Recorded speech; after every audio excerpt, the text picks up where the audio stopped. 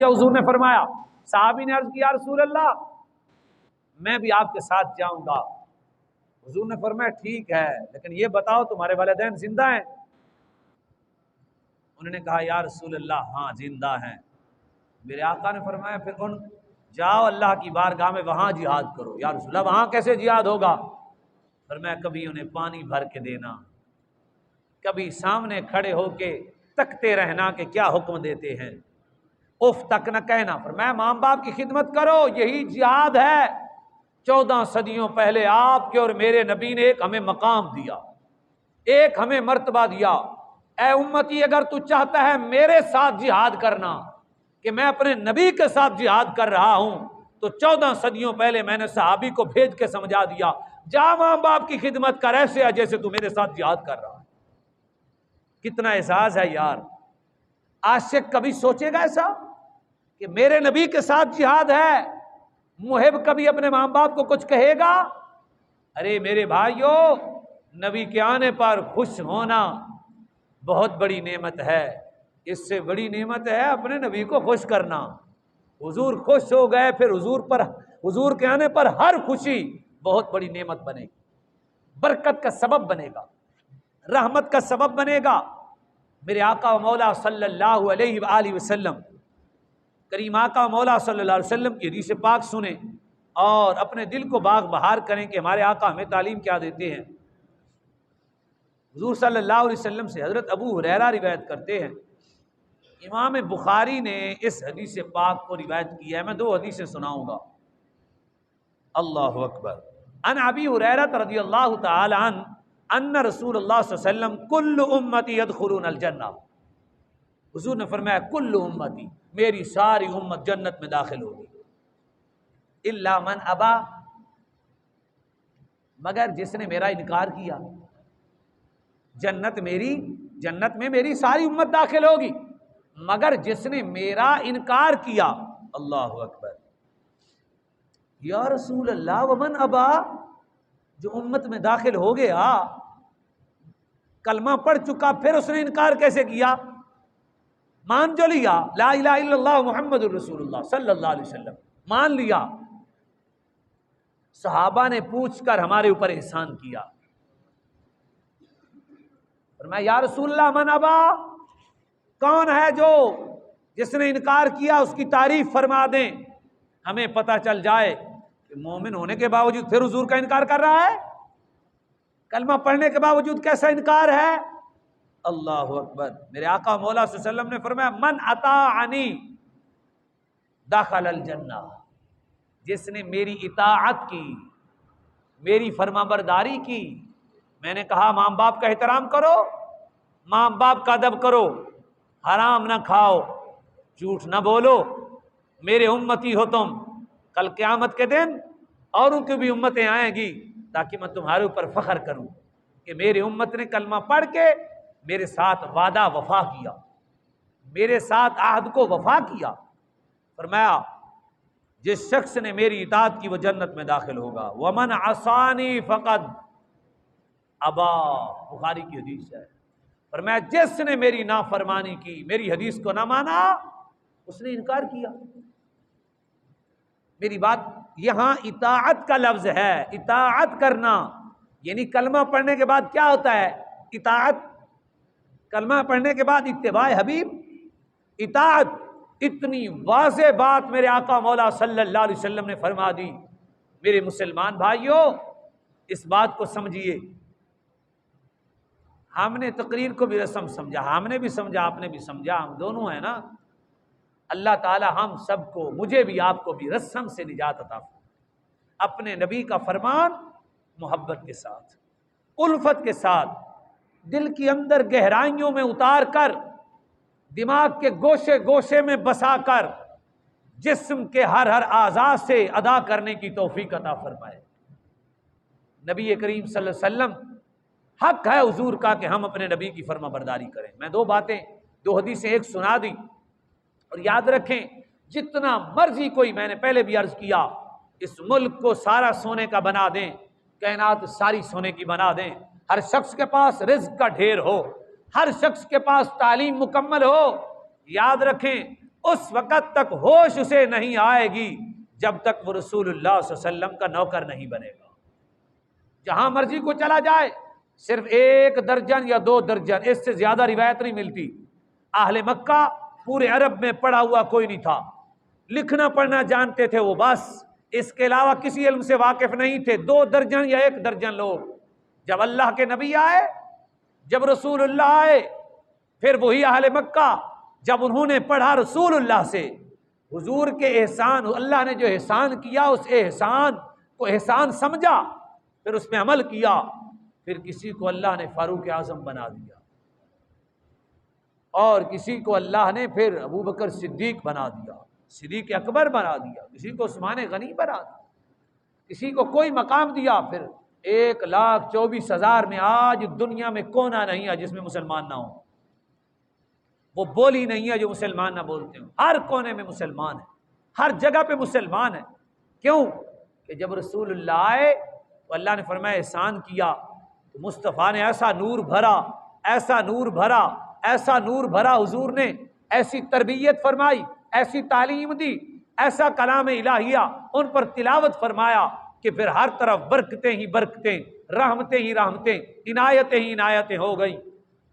मालूम हुआ मादियत की तरक्की से बंदा बादशाह और मकाम वाला नहीं बनता, बंदा मकाम वाला तब बनता है जब रसूलुल्लाह का नौकर बन जाए, रसूलुल्लाह का नौकर बन जाए। फिर उसकी ज़बान में ताकत, उसकी गुफ्तगू में पावर, फिर उसके बैठने उठने में अल्लाह रोब पैदा फरमा देता है, अल्लाह उसे रोब अदा फरमा देता है, जैसे अल्लाह रब्बुल इज़्ज़त ने फारूक आज़म को अता फरमाया।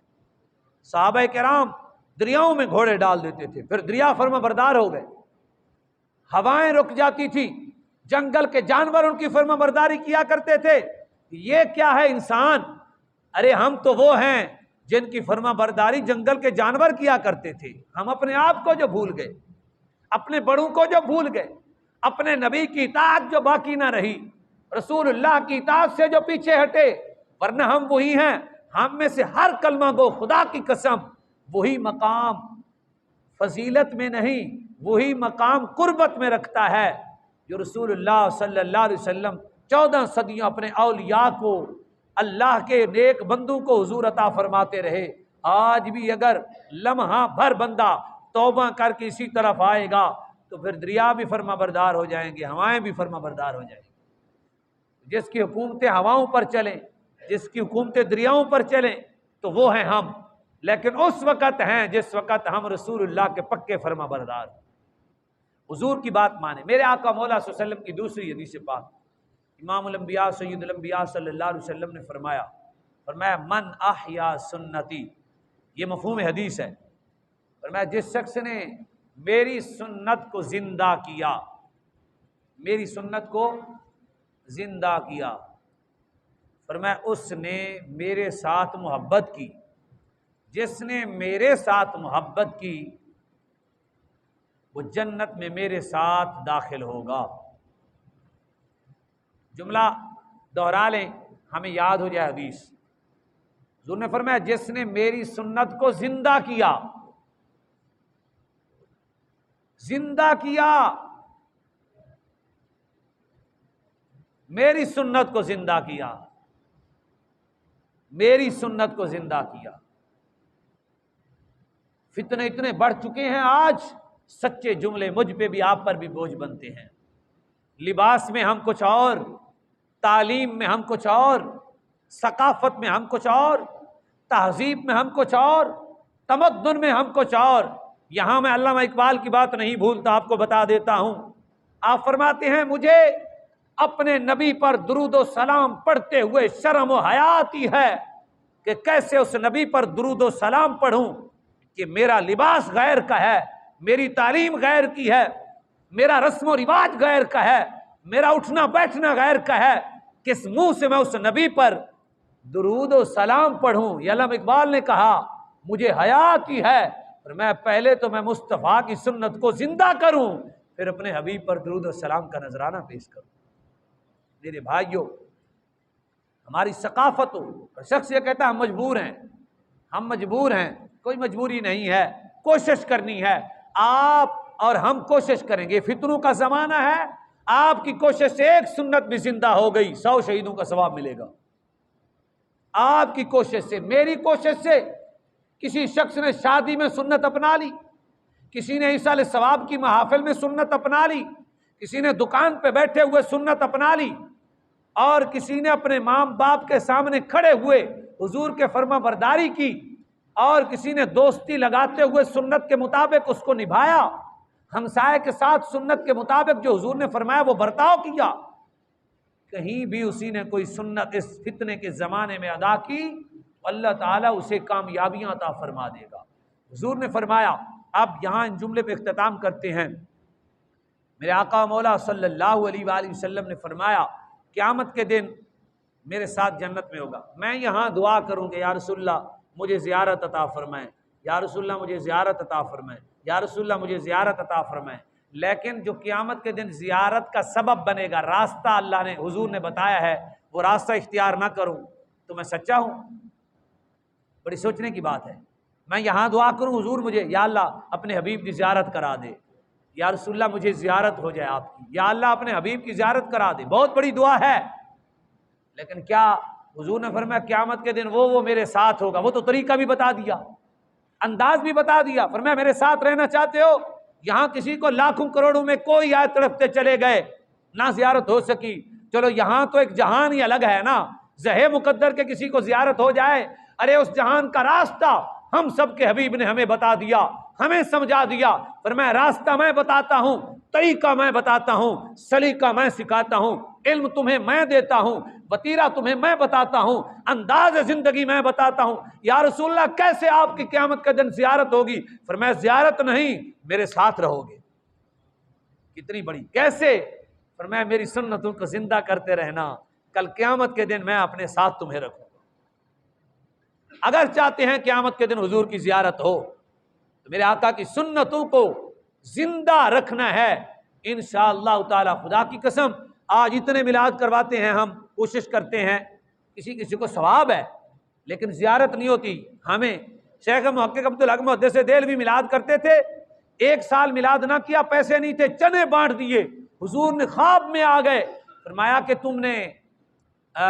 तुम्हारे चने भी कबूल है। उन्होंने कहा या रसूलल्लाह मैं पैसे नहीं थे, गरीब था, क्योंकि वो शेख मुहक्किक की औलाद थी, वो रात भी उनका बैठना भी मुस्तफ़ा की सुन्नत थी, उनका जागना भी मुस्तफ़ा की, उनका बोलना भी हुजूर का फरमान था, दिल में हुजूर बसते थे। तो हुजूर ने फिर ज़ियारत करवा दी, एक मिलाद के चनों पर ज़ियारत हो गई। और यहाँ इतने महफिल करा के भी हुजूर की कुर्बत नसीब नहीं होती।